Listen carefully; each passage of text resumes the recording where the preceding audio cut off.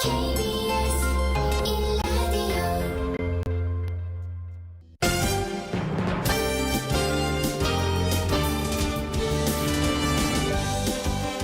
KBS 1라디오 신성원의 오늘 세계는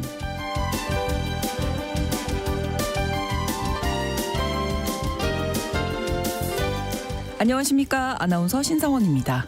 러시아에서는 오늘 푸틴 대통령의 취임식이 열립니다. 지난 3월 대선에서 역대 최고 득표율을 기록하며 5선에 성공해 6년의 새로운 임기를 공식적으로 시작하게 되는데요.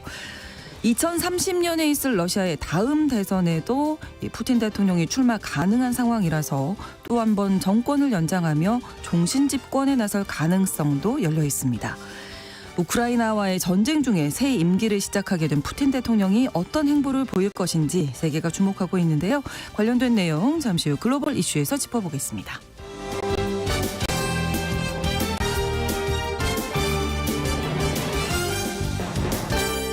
오늘 주목할 국제사회 뉴스는 헤드라인 뉴스와 키워드로 정리해드리겠습니다. 그리고 통신원 취재 수첩 중국 소식 준비하고 있는데요. 중국 SF 소설을 원작으로 한 작품이죠. OTT 드라마 삼체에 대한 중국 내 반응은 어떤지 알아보겠습니다. 5월 7일 화요일 KBS 1라디오 신성원의 오늘 세계는 시작합니다.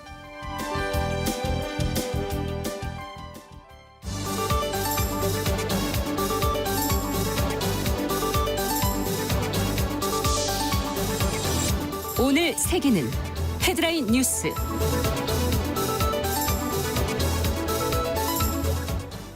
하마스가 이집트가 제시한 휴전안을 수용하겠다는 입장을 밝혔습니다. 팔레스타인 무장정파 하마스는 현재 시각으로 6일 최고 지도자인 이스마일 하니예 수장이 카타르와 이집트 측에 휴전 제안을 수용한다는 결정을 통보했다고 밝혔습니다.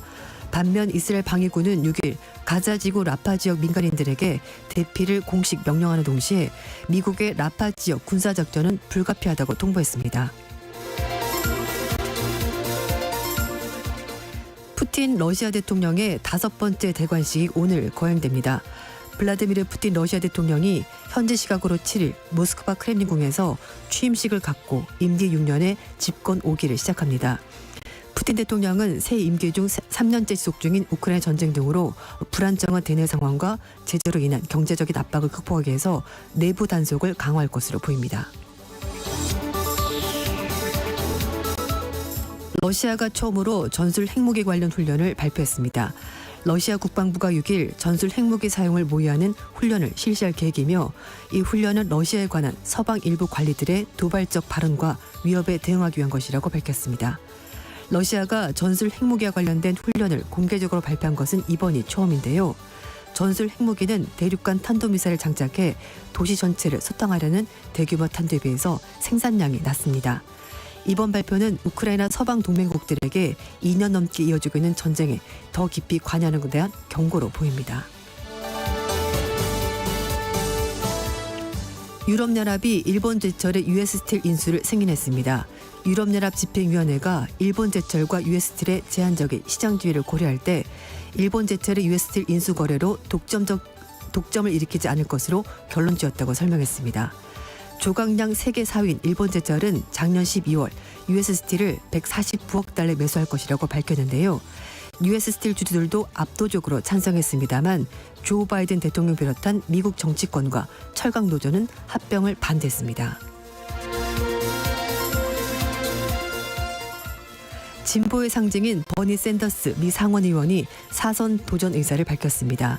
올해 82살인 무소속의 버니 샌더스 연방 상원의원이 11월 의회 선거에 도전하겠다고 밝혔습니다. 샌더스 의원은 오는 11월 선거를 통해서 미국이 민주주의 국가로 계속 기능할지 아니면 권위주의 정부로 옮겨갈지를 결정하게 될 것이라면서 자신은 모두를 위한 정부와 부유한 선거자금 기부자들이 장악할 수 없는 정치 시스템을 만들겠다고 약속했습니다. 1941년생으로 조 바이든 대통령보다 한 살 많은 샌더스 의원은 1991년부터 2006년까지 연방 하원을 영입한 뒤 2007년부터 연방 상원의원으로 재임 중입니다. 인도에서 7개월째 산불이 이어져 피해가 커지고 있습니다. 인도 북부 히말라야 산맥 지역인 우타라칸드주에서 작년 11월부터 발생한 산불이 7개월째 이어지면서 피해가 커지고 있습니다. 인도 산림당국은 작년 11월 1일부터 우타라칸트에서 첫 번째 산불 신고가 이뤄진 이후 지금까지 910건의 신고가 접수했다고 밝혔습니다.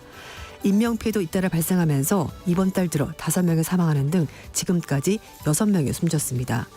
산림당국 관계자는 주민들이 농사를 짓기 위해서 밭에 놓은 불이 산으로 번지는 등 주로 사람들의 활동에서 산불이 비롯되고 있다면서 6월부터 9월 사이인 우기 이전에 메마른 날씨도 산불 진화를 어렵게 만드는 요인이라고 설명했습니다.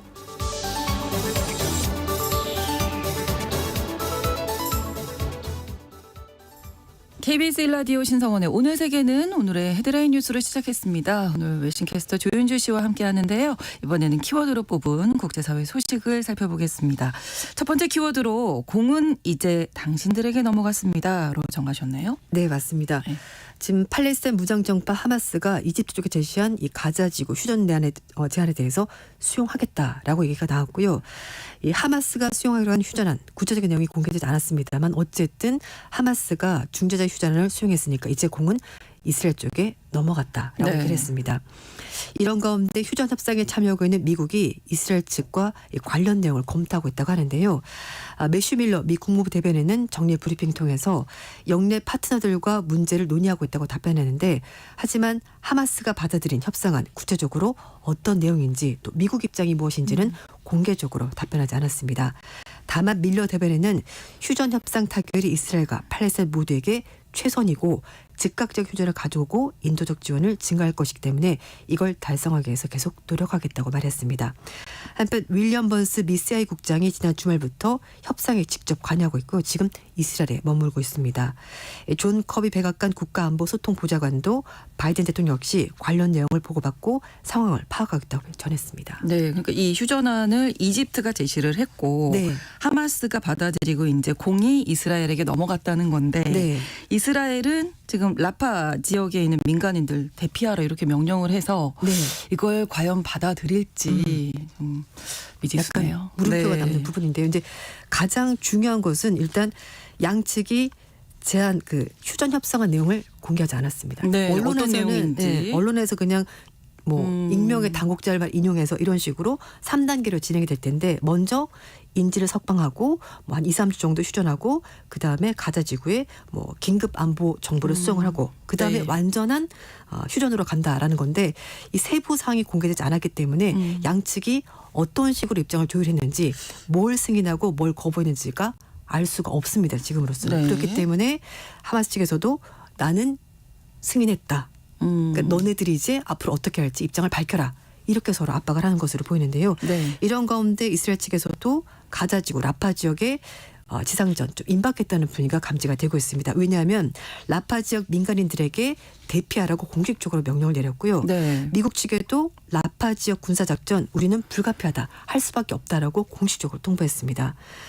미국은 지금 당연히 라파 지역 공습 안 된다라고 얘기를 하고 있고 군사작전 하지 말아달라고 그렇죠. 네타냐후 총리에게 여러 차례 얘기를 하고 있고 하지만 네타냐후 총리는 여러 차례 군사작전 하겠다라고 이렇게 팽팽하게 맞서고 있는 상황입니다. 네.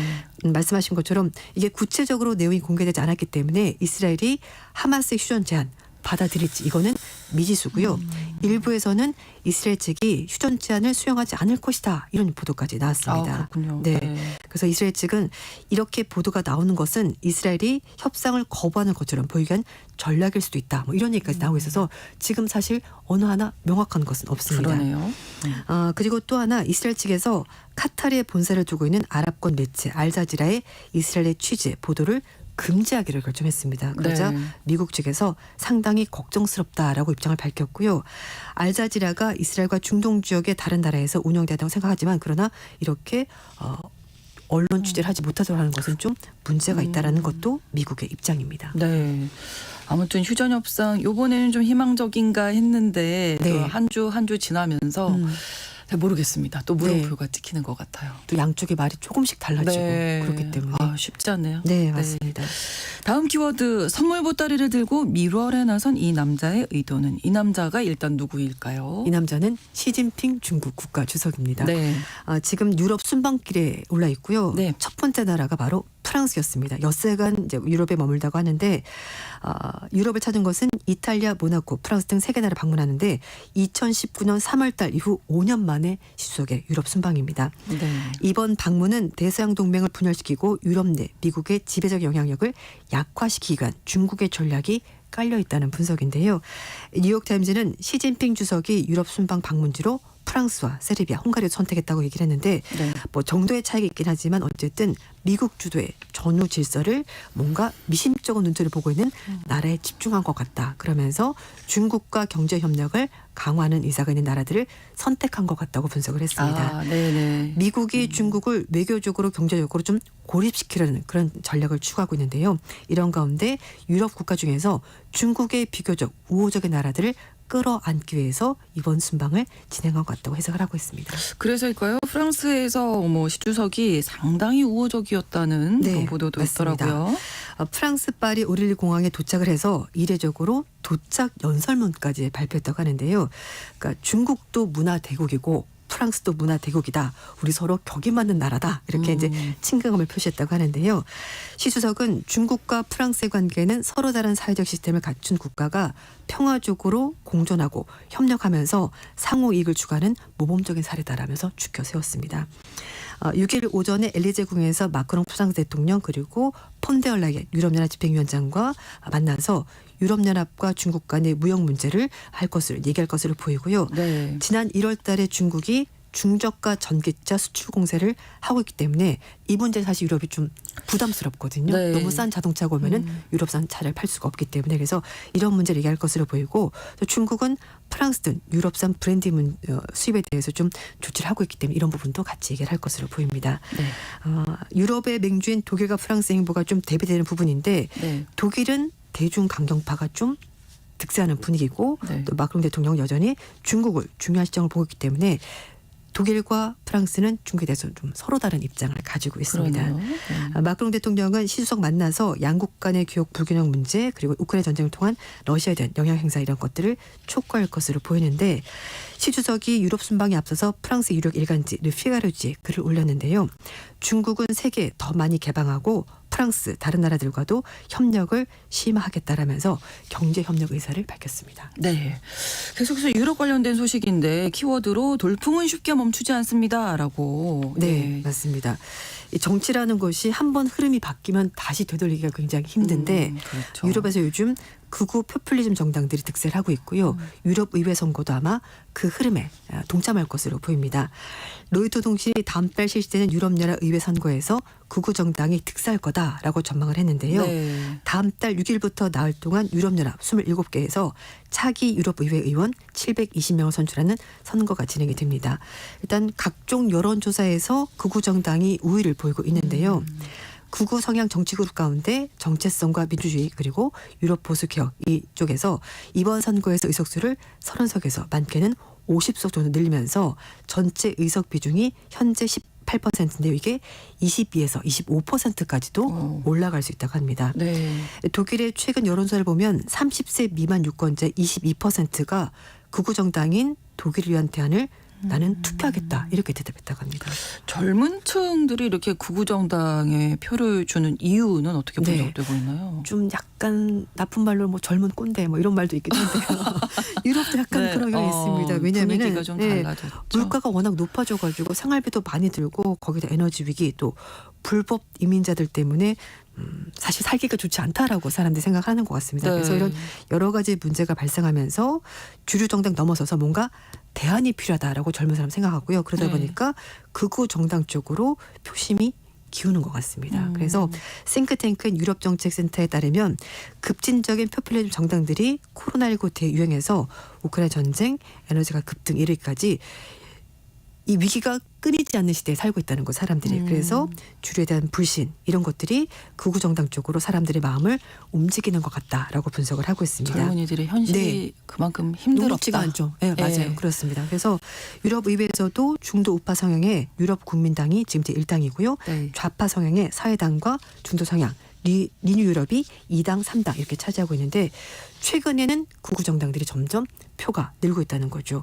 실제로 지난 3월 달에 포르투갈 조기 총선에서 극우 포퓰리즘 정당인 쉐가가 2022년 총선에서 얻은 득표율이 거의 3배 가까운 18.1%를 얻어서 원내 3당 자리를 지켰다고 하고요. 네. 말씀드렸던 독일의 독일 대한당이 작년 12월 달 도시 지역 시장 선거에서 처음으로 당선자를 배출했습니다.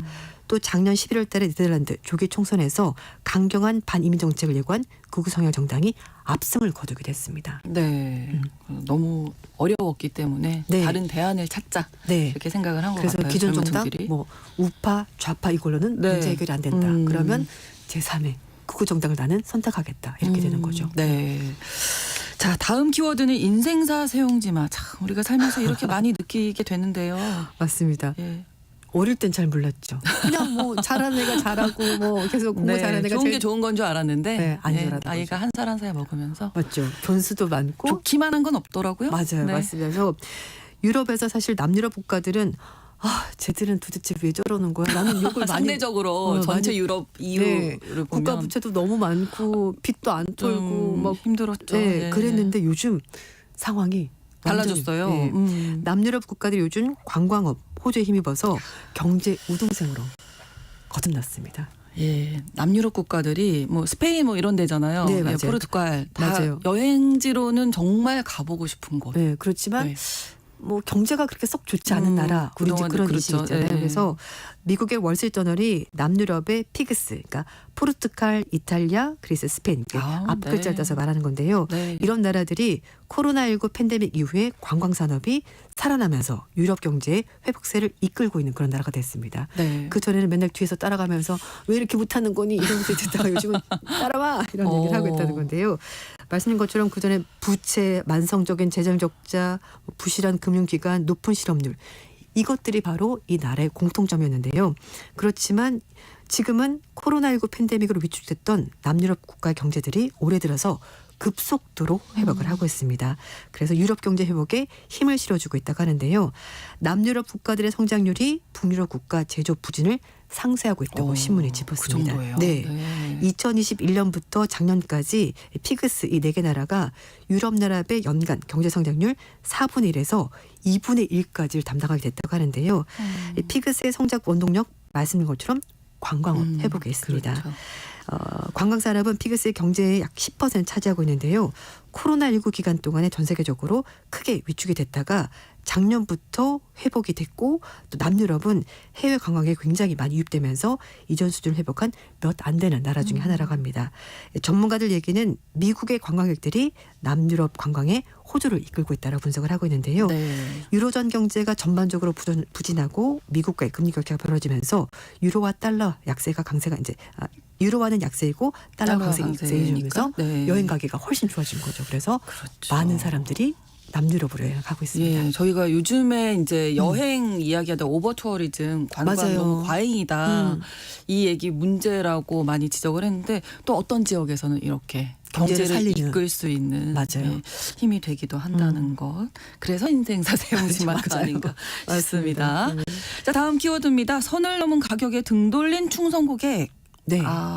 예. 제가 이제 지난번에 한번 네. 미국에서 물가가 너무 올라가지고 소비자들이 한 곳에서 장을 보는 게 아니라 여러 군데서 맞아요. 돌아다니면서 네, 이제 네. 그것과 마찬가지로 일단 미국 기업들은 뭐 할 말이 있습니다. 원료값이 너무 원재료가 너무 올랐다. 그러니까 우리가 그렇죠. 소매 가격을 올릴 수밖에 없다라고 주장을 했는데 하지만 인상폭이 너무 크다 보니까 소비자들이 이렇게까지 돈 주고 난 못 사 먹겠어라고 된 겁니다. 그래서 네. 이렇게 되면 결국 소비 둔화가 고차가 될 수 있다라는 부정적인 견해까지 나왔는데요.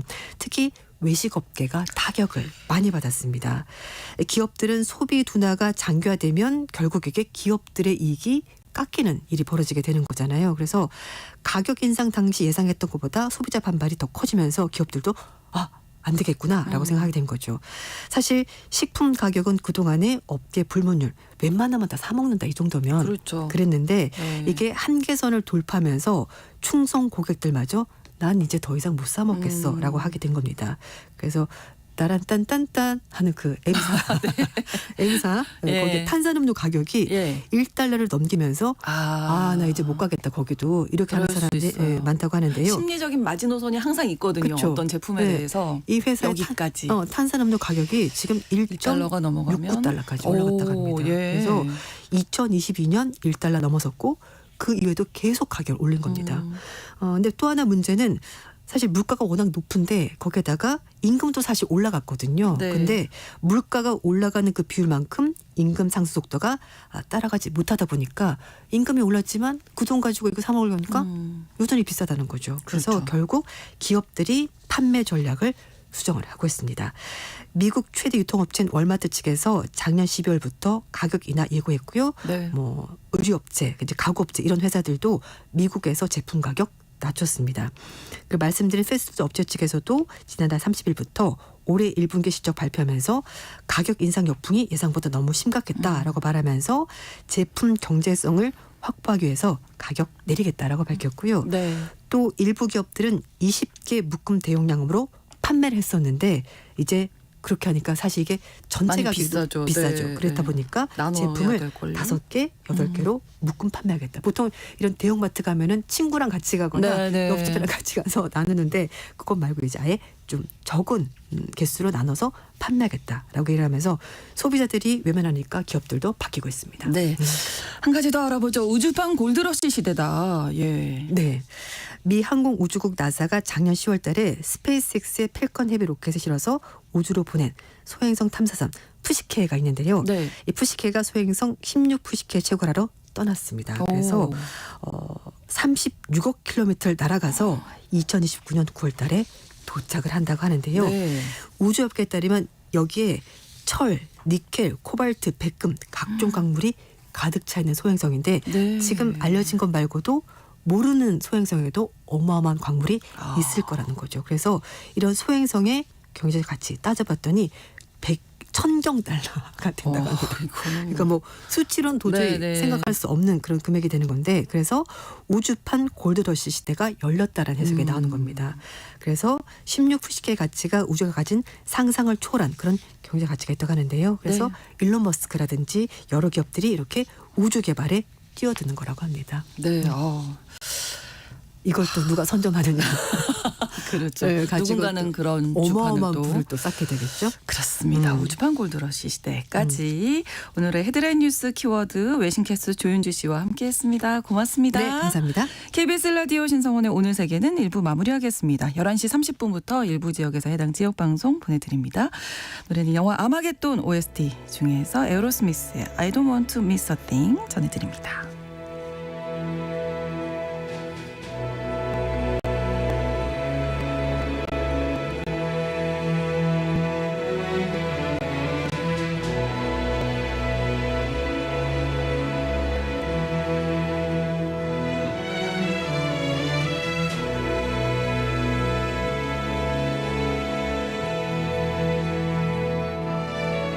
I could stay awake just to hear you breathing. Watch you smile while you are sleeping, while you're far away and dreaming. I could spend my life in this sweet surrender. I could stay lost in this moment forever. Every moment spent with you is a moment I treasure.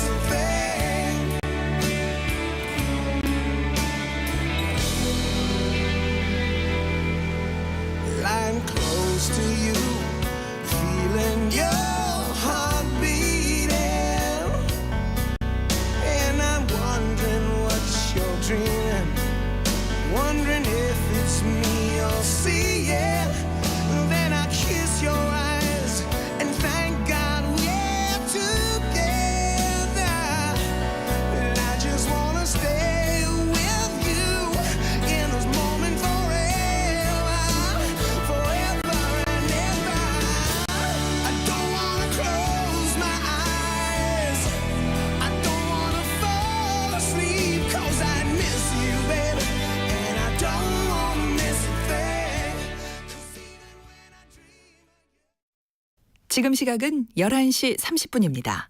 KBS Ladies and gentlemen.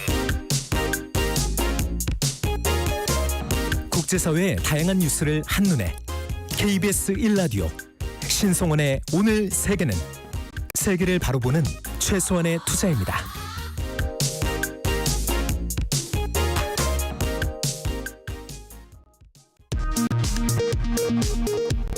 이 시각 라디오 정보센터 뉴스입니다.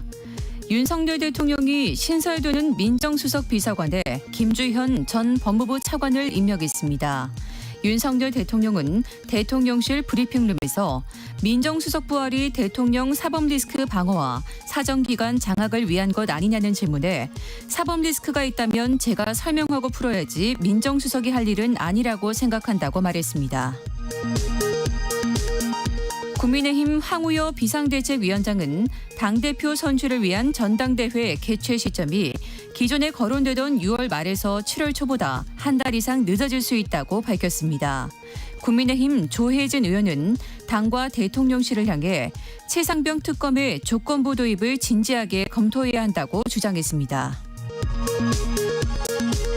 더불어민주당 박찬대 원내대표는 오늘 취임 후 첫 원내대책 회의에서 22대 국회를 실천하는 개혁국회로 만들기 위해 행동하는 민주당이 되겠다는 포부를 밝혔습니다. 조국혁신당 조국 대표는 오늘 두 번째 당선인 총회를 열고 윤석열 정권과의 싸움에서는 두려움이 없어야 한다면서 제1당인 민주당보다 더 빠르고 더 강하고 더 용감하게 싸워야 한다고 밝혔습니다.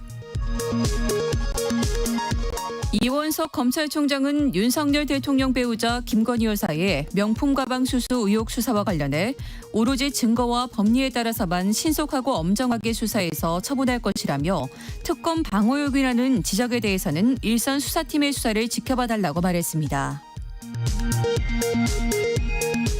지난달 전국 평균 기온은 평년보다 2.8도 높은 14.9도를 기록해 1973년 기상 관측망 확충 이래 가장 더웠던 4월로 나타났습니다.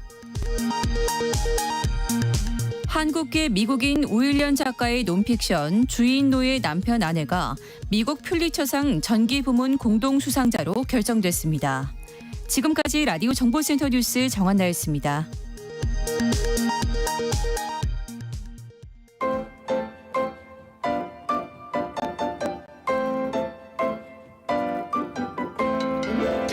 통신원 취재 수첩.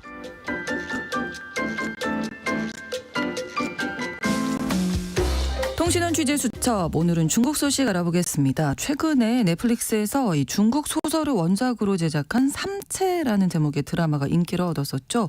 관련된 내용인데요. 중국 상하이 신선영 통신원 연결하겠습니다. 안녕하세요. 네, 안녕하세요. 네, 먼저 이 삼체 어떤 내용의 드라마인지 좀 설명해 주시죠.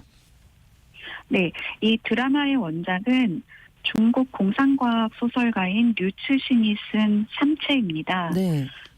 이번 넷플릭스 시리즈는 원작과는 좀 다르게 이야기의 무대를 중국을 넘어 해외로까지 넓히고 과거와 현재를 교차시켜 8부작 드라마로 구성했습니다. 네.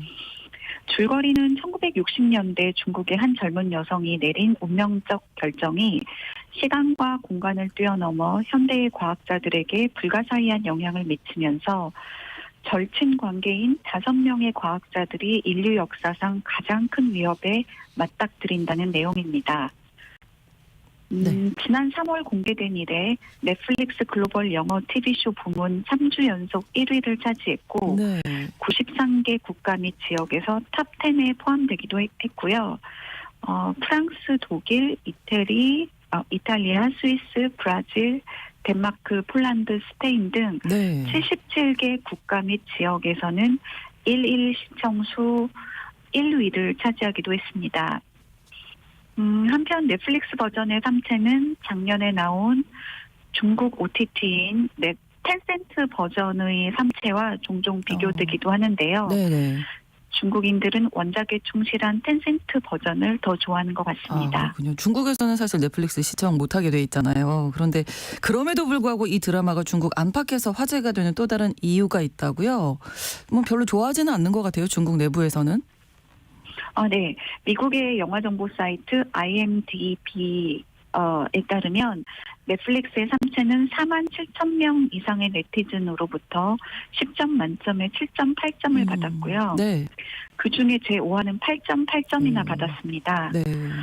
반면에 중국에서 가장 유력한 영화 리뷰 사이트인 떠오반에서는 평점 6.8점밖에 받지 못했습니다. 이렇게 중국 내외에서의 평점이 차이가 나는 배경에는 배우 캐스팅이나 원작 및 캐릭터가 변형됐다는 점, 그리고 특수 효과 위주로 지나치게 제작됐다는 점 등의 논란이 있습니다. 네. 넷플릭스 버전의 3채는 원작을 국제화하고 타임라인을 변형했고 네. 또 일반인이 아닌 세계 각지의 과학자들을 주인공으로 설정하는 등 원작과 다르게 이야기를 전개했습니다. 네. 또한 중국에서는 넷플릭스의 3채가 원작을 너무 단순화했다는 평가가 나오고 있습니다. 예를 들어 3채 캐릭터 예원재는 지구를 배신하는 행위를 하는데요. 네. 그 행위의 동기를 넷플릭스 버전에서는 단순한 증오로 표현했는데 네. 사실 원작에선 인간에 대한 절망이거든요. 이런 식의 단순화로 원작의 대승적 시각과 서사적 감각을 상실하고 동양적 철학이 담긴 원작을 영웅주의적 할리우드 액션으로 각색하여 단순한 특수효과 위주의 재미로 변형시켰다는 그런 비판이 일고 있는 겁니다. 네. 그리고 3채의 스토리는 몇몇 천재적인 영웅들이 아닌 인류 운명 공동체 전체가 지구를 구하는 것으로 확장되어야 하며 국가, 인종, 배경, 이념이 다른 사람들이 인류 문명의 생존과 지속이라는 하나의 목표를 위해 협력하는 것이어야 한다는 거죠. 네. 그러니까 뭔가 좀 깊은 의미가 있고 심오한 내용을 담고 있는데 너무 단순화했다. 이런 불만이 좀 있는 것 같아요. 그리고 네. 캐스팅 관련해서도 불만이 있다고요. 네, 맞습니다. 특히 3채의 캐릭터인 예원재의 배역 캐스팅에 대한 이야기가 나옵니다. 네. 극중 예원재의 노년의 모습이 공개되자 네. 중국의 많은 3채 팬들은 원작에서의 예원재의 이미지와 너무 다르다고 주장했습니다. 예원재는 원작에서는 지성과 근성 그리고 산전수전을 다 겪은 여성으로 결단력이 있고 이성적이며 외유 내강의 독특한 매력을 가졌기 때문에 네. 그녀의 눈빛은 분노와 원망으로 가득 차 있기보다는 평온해야 한다는 겁니다. 그런데 넷플릭스 버전 속에 놓인 예원자의 이미지는 좀 날카로워서 네. 온화하면서도 강인한 여성 과학자의 이미지와는 거리가 멀었습니다. 너무 화만 나 있군요. 원작에서는 그렇지 않은데. 예. 네. 여기에 또 가장 논란이 된 부분이 이제 민감한 부분일 것 같아요. 문화대혁명 부분이라고요. 네. 극중의 칭화대 물리학과 교수인 예저타이는 네. 제자들에게 폭행당하고 동료와 아내에게 비난을 받는데요. 네. 이러한 장면들에 대해서 중국인들은 사실과 다르다. 중국판 3채는 민중의 역사관을 반영하고 넷플릭스의 3채는 경박한 엘리트 역사관을 반영한다. 바꿀 거면 아예 다 바꿔라. 문화혁명 대신에 미국 인종차별 시대나 민권운동 시대로 바꿔라 등의 반응이 있었습니다. 그렇군요. 어쨌든 논란이 있다는 건 그만큼 또 관심이 있다는 얘기도 되니까 사실 중국에서 이런 SF 장르에 대한 관심이 아주 높아지고 있다면서요. 어떤 작품들이 있는지 좀 소개해 주세요. 네, 3채를 쓴 류츠신 작가는 중국 SF 영화의 부흥을 이끌고 있습니다. 네.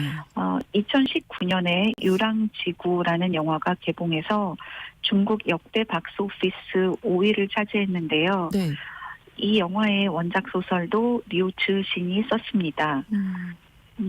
유랑지구의 성공으로 작년 초 유랑지구2가 개봉되어 히트를 쳤고요. 네. 유랑지구3도 개봉 예정입니다. 네. 한편 중국 SF 영화의 시초는 1938년에 상영한 60년 후의 상하이탄입니다. 네. 그 후에 1949년 중화인민공화국 수립 이후에도 SF 장르의 영화와 드라마가 제작되긴 했지만 별다른 인기를 끌지는 못했습니다. 그러다가 2008년 주성치 감독의 장강 치로가 큰 인기를 끈 이후에 중국인들이 SF 장르에 관심을 갖기 시작했고 네.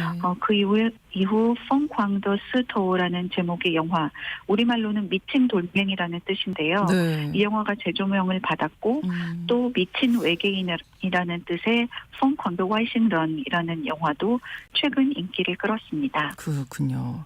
아무튼 이렇게 중국에서 SF 장르에 대해서 관심이 높아지고 많이 제작이 되고 있고 중국 SF 소설을 원작으로 한 넷플릭스 드라마 3채에 대한 중국에서의 반응까지 오늘 잘 들었습니다. 오늘 말씀 고맙습니다. 네. 네, 중국 상하이 신선영 통신원이었습니다.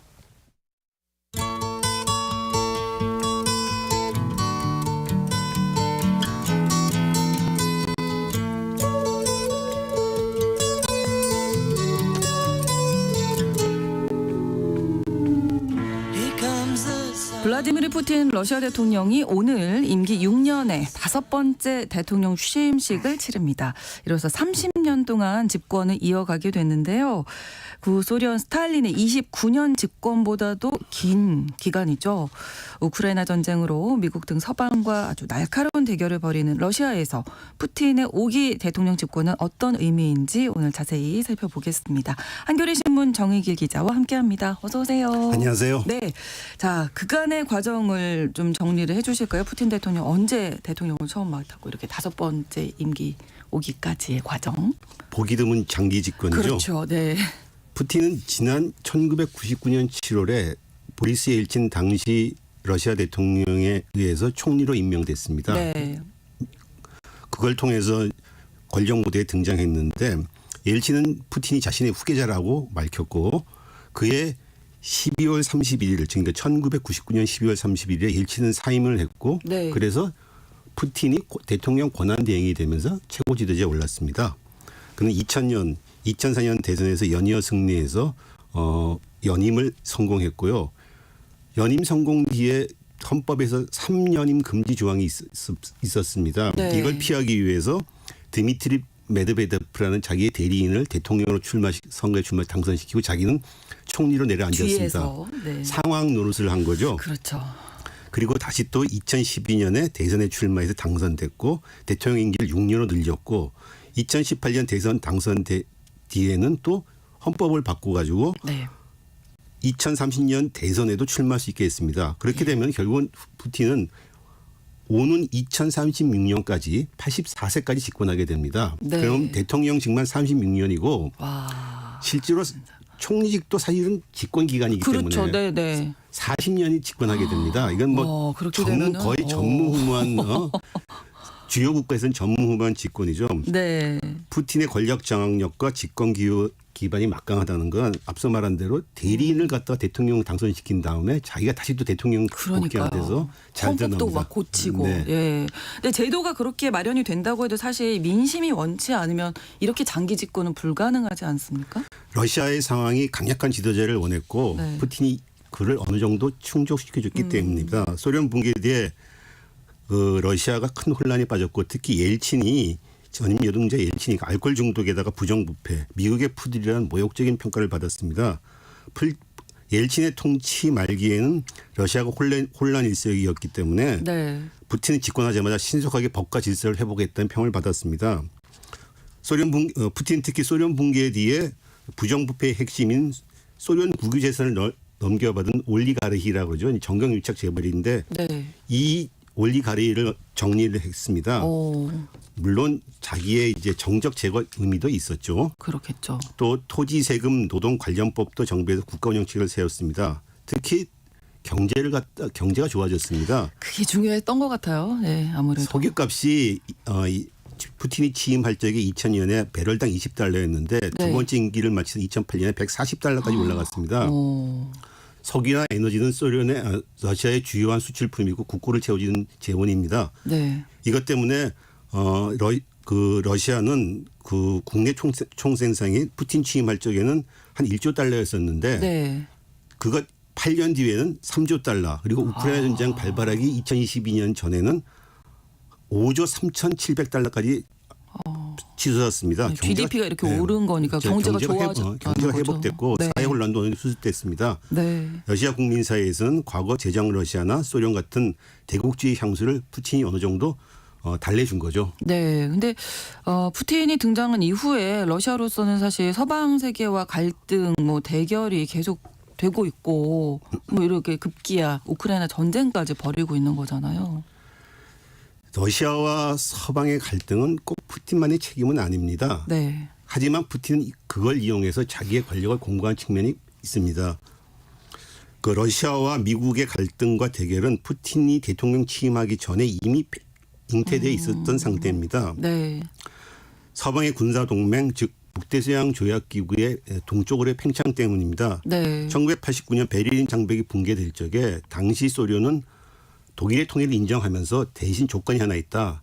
나토가 동쪽으로 확장되지 않아야 된다. 그 선에서 멈춰야 된다고 주장했고 이를 미국과 서독이 받아들였다고 주장하고 있습니다. 네. 하지만 나토는 독일 통일 뒤 사회주의권이 붕괴되고 소련이 붕괴된 뒤에 소련의 위성국인 동유럽 국가를 상대로 확장을 시도했습니다.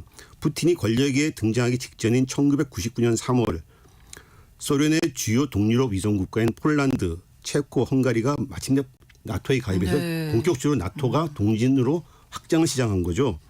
그해 11월 이스탄불에서 열린 미러 정상회담에서 조지 부시 대통령이랑 보리스 옐친 당시 러시아 대통령이 만났는데 러시아 옐친이 여기 강력히 반발을 했습니다. 나토 확장하면 안 된다. 그러면서 문을 박차고 나갔다고 합니다. 박차고 나가면서 하는 얘기가 내 후계자가 푸틴이 될 것이다 하고 말하고 나갔다 그때 그럽니다. 얘기를 했군요.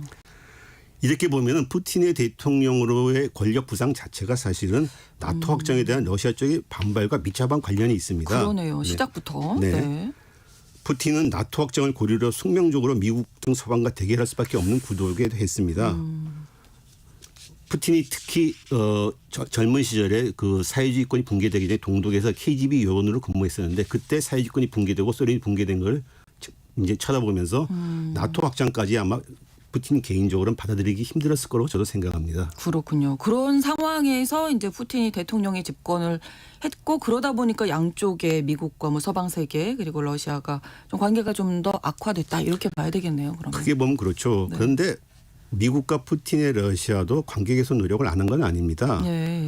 푸틴 대통령 취임 뒤 전임 예천과는 달리 미국에 굴종적이지는 않았으나 9.11 테러 이후 미국이 벌인 테러와의 전쟁에 협조하는 등 미국과 마냥 대결만 하지는 않았습니다. 그렇군요. 그럼 언제부터 이 러시아와 미국의 관계가 좀 틀어졌다 이렇게 봐야 될까요? 결정적으로 틀어진 계기는 지난 2008년 8월에 있었던 조지아 전쟁입니다. 네. 조지아는 카프카스 산맥 남쪽에 있는 러시아에겐 매우 지정학적으로 중요한 옛소련 공화국입니다. 네.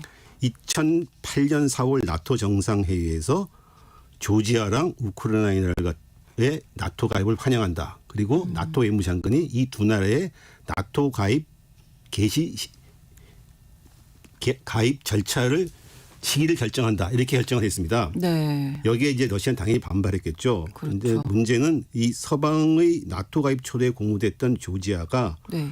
좀 약간 좀 실수를 했습니다. 무슨 일이냐면은 조지아 안에는 분리 독립하려고 하는 남오세티아, 아파지아 등 친러시아 자치공화국이 있었습니다. 근데 조지아가 이제 서방의 나토 가입 초대를 받으니까 고무돼 갖고서 네.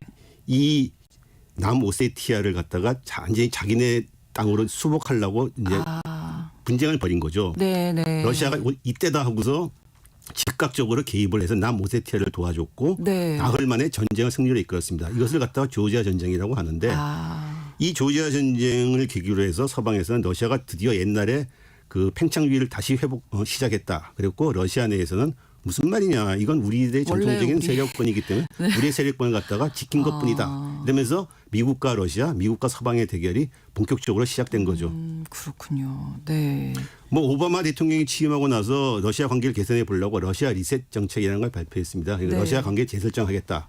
근데 별 효과가 없었습니다. 그렇군요. 그러면서 이제 점점 악화되는 미국과 러시아의 관계였는데 그 갈등이 이제 결국은 우크라이나 전쟁에서 그렇죠. 터졌다. 이렇게 봐야 되겠네요. 그러면. 이미 우크라이나랑 조지아가 나토 가입을 시도했기 때문에 러시아로서는 네. 이제 경계하고 있었는데 2013년에 우크라이나가 유럽연합 가입을 시도하면서 우크라이나의 친서방 정권이 붕괴됐습니다. 네. 그리고 친러시아 정권이 붕괴됐습니다. 네. 그리고 친서방 정권이 들어서서 우크라이나에서 러시아어가 공용어였는데 이 공용어주의를 폐기해버렸습니다. 아. 그래서 친서방 노선이 가속화됐죠. 네. 이에 러시아계 주민이 90%인 크림반도에서는 분리 독립해야겠다 이런 움직임이 있었고 이에 러시아가 신속하게 크림반도를 합병했습니다. 2013년 크림반도 합병이죠. 그게 네. 이 크림반도 합병이 바로 우크라이나 전쟁으로 가는 길이었습니다. 곧 돈바스 지역 지금의 도네츠크, 루안스크 두 동쪽의 주에서 러시아계 주민이 다수인데 네. 분리 독립하겠다. 그러면서 이제 내전이 벌어졌죠. 이 내전이 우크라이나 전쟁으로 이어진 것입니다. 그렇군요. 어쨌든 지금 새로 오늘 이제 대통령에 취임을 하게 되는 연임이지만 푸틴 대통령한테는 우크라이나 전쟁이 아무래도 최대 현안이 될 텐데 좀 전쟁의 양상이 글쎄요. 취임 뒤에 좀 달라질 걸로 보십니까? 어떻게 보세요? 별로 달라질 게 없을 것 같습니다. 네. 이번 대선 자체가 푸틴에게는 우크라이나 전쟁에 대한 어떤 국민투표 같은 거였고요. 그렇죠. 그 푸틴이 그때 당선된 날 공격이 계속되면 러시아에 대한 공격이 계속되면은 더 많은 우크라이나 영토에 완충지대를 만들겠다 이런 말을 했었습니다. 이 말은 무슨 말이냐면 최근 우크라이나 전쟁이 러시아에게 유리하게 기울고 있습니다. 그렇죠. 그래서 우크라이나 전쟁은 지난해 6월 초부터 시작된 우크라이나의 점령기 탈환 공세가 이제 실패했고 네. 그리고 새해 들어서는 러시아가 오히려 반격 공세를 펼치면서 점령기를 확대하고 있는 겁니다. 점령기 확대라는 얘기가 바로 아까 말했던 완충지를 확보하겠다 이런 얘기입니다. 네. 점령지를 굳혀가고 있다. 그렇죠. 여러 차례 네. 이제 기자님께서도 말씀을 해주셨는데 지난 4월이었죠. 이 미국에서 그 우크라이나 지원법도 통과가 됐고 서방이 지원하는 게 어떤 효과 나타나기 전에 푸틴 대통령 입장에서는 공세를 더 높일 것이다 이렇게 얘기를 하잖아요. 그렇죠. 취임도 새로 했고 네. 이제 우크라이나 지원법이 효과를 내기 전에 네. 빨리 공세를 더 취해야겠다고 그렇죠. 네. 모두가 보고 있습니다. 오늘 어제죠.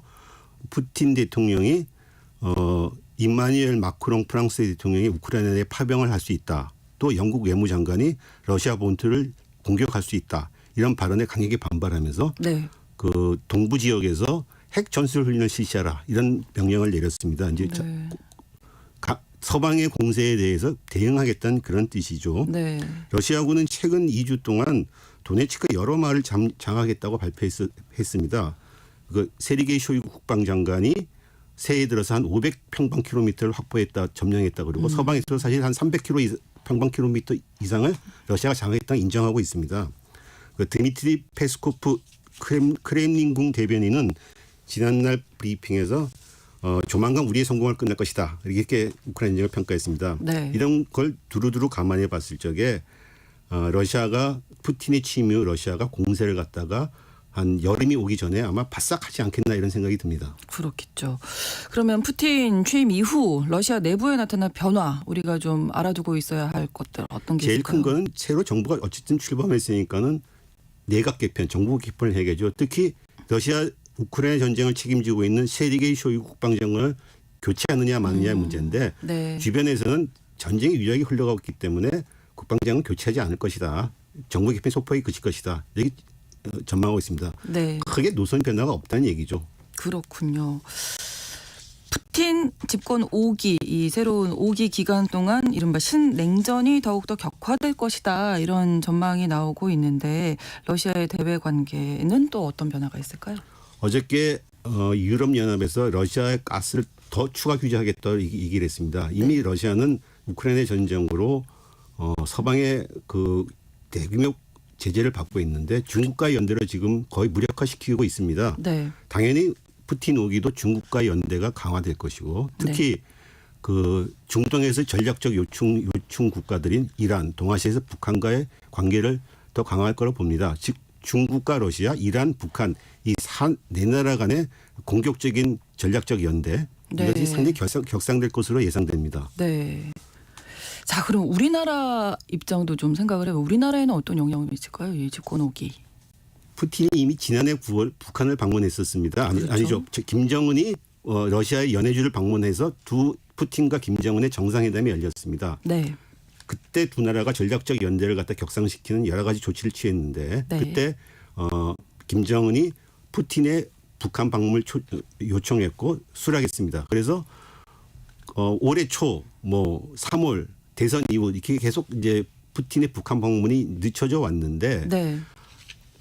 5월에 방문할 가능성이 있는지 우리가 좀 지켜봐야 될 것 같습니다. 네. 그런데 아마 푸틴의 방북은 전략적 카드로 러시아가 남겨줄 가능성은 있습니다. 네. 왜냐하면은 두 나라의 북한과 러시아의 전략적 연대를 미국이 극도로 경계하고 있기 때문에 러시아는 이걸 카드로 활용하면서 미국과 좀 밀고 당기기 하지 않을까 생각이 듭니다. 하지만 네. 어쨌든 간에 북한과 러시아의 전략적 연대는 전방위적으로 강화될 것이라고 저는 봅니다. 네. 특히 푸틴은 최근에 네. 북한의 핵을 인정할 수도 있다는 발언까지도 했습니다. 이건 북핵 문제에서 어떤 게임 체인지 같은 건데 그 정도로 두 나라의 전략적 연대는 강화되고 있습니다. 이 네. 얘기는 한미일 세 나라의 동맹이 강화되는 데 맞춰서 중국, 러시아, 북한의 연대도 강화된다는 얘기겠죠. 네, 그렇습니다. 좀 전체적인 양상이 좀 대결 양상이 되지 않을까 싶은데 다른 나라와 서방 관련돼서는 어떻습니까? 서방에 대해서. 서방에 대해서는 네. 뭐 브릭스도 지금 그렇죠. 브라질, 아까도 러시아, 얘기했지만은 인도, 중국. 네.